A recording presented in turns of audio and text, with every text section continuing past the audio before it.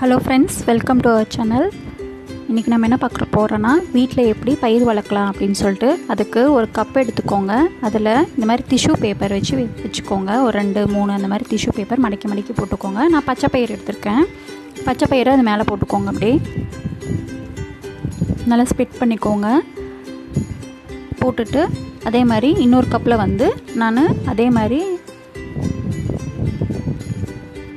Tissue பேப்பரை உள்ள போட்டுக்கோங்க. இந்த மாதிரி ஃபோல்ட் பண்ணி கூட போட்டுக்கலாம், எப்படி வேணாலும். ஒரு 2 3 அந்த மாதிரி டிஷ்யூ பேப்பர் லைனாக போட்டுக்கோங்க. போட்டுட்டு இன்னொரு பயிர் வந்து கடுகு எடுத்துருக்கேன். கடுகு போட்டு ஸ்ப்ரெட் பண்ணிக்கோங்க. அதையும் அப்படியே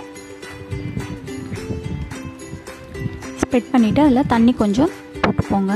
ரெண்டுலேயும் போட்டுட்டு மறுபடியும் மேலே ஒரு டிஷ்யூ வச்சுக்கோங்க. 2 மேலேயும் ஒரு டிஷ்யூ வச்சா போதும். போட்டு அது மேலேயும் தண்ணி கொஞ்சம் போட்டுக்கோங்க. ஸோ இது வந்து நமக்கு சன்லைட் தேவையில்லை, வீட்டுக்குள்ளேயே வச்சுக்கலாம். ஒரு ஜன்னல் ஓரம் இல்லைனா கிச்சனுக்குள்ளே அந்த மாதிரி எங்கே தண்ணி ஊற்றுற ஞாபகம் இருக்குமோ அங்கே வச்சுக்கோங்க. அந்த பிளேஸில் வச்சுட்டு பார்த்திங்கன்னா ஒரு 5 days கழித்து பார்த்திங்கன்னா இந்த மாதிரி வந்திருக்கும். 5 days ஆகும் கண்டிப்பாக இது வரத்துக்கு. இவ்வளோ பெருசு பச்சை பயிர் பாருங்கள் எவ்வளோ பெருசு வந்திருக்குன்னு. நல்லா இது வந்து கடுகு இவ்வளோ தான் வரும், இதுக்கு மேலே வராது. கடுகு பாருங்கள் எவ்வளோ நல்லா வந்திருக்கு. பச்சை பயிர் பாருங்கள் எவ்வளோ நீட்டாக வந்திருக்குன்னு. டெய்லி ஒரு 2 times 3 times அந்த மாதிரி தண்ணி ஊற்றிடுங்க. அந்த மேலே இருக்கிற பேப்பர் டிஷ்யூ பேப்பர் வந்து ஈரம் இருக்கிற மாதிரி பார்த்துக்கோங்க. அதுக்கப்புறம் அந்த பயிரை வந்து கட் பண்ணி நம்ம சப்பாத்தி மாவில் போட்டுக்கலாம்.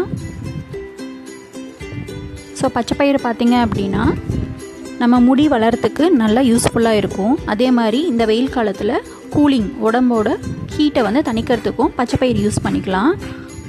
பயிராக யூஸ் பண்ணுறதுக்கு பதிலாக இந்த மாதிரி இலையாக நம்ம யூஸ் பண்ணிக்கலாம். வீட்லேயே வளர்த்து, அதுவும் வீட்டுக்குள்ளேயே வளர்த்து, சன்லைட் இல்லாமல் மணல் இல்லாமல் எதுவுமே இல்லாமல் வெறும் டிஷ்யூ பேப்பர் வச்சே வளர்த்து நம்ம யூஸ் பண்ணிக்கலாம்.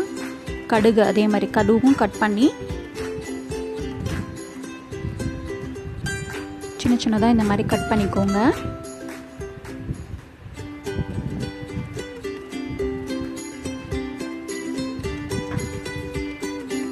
ஸோ சப்பாத்தி மாவில் போட்டு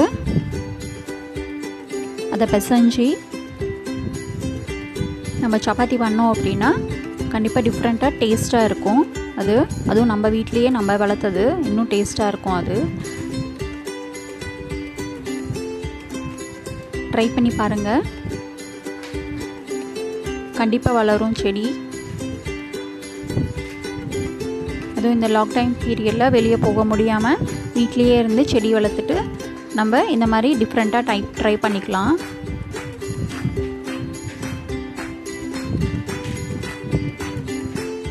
இந்த மாதிரி சப்பாத்தி மாவில் போட்டு கட் பண்ணி போட்டு இல்லை இன்னும் கூட நல்லா கட் பண்ணிக்கலாம்.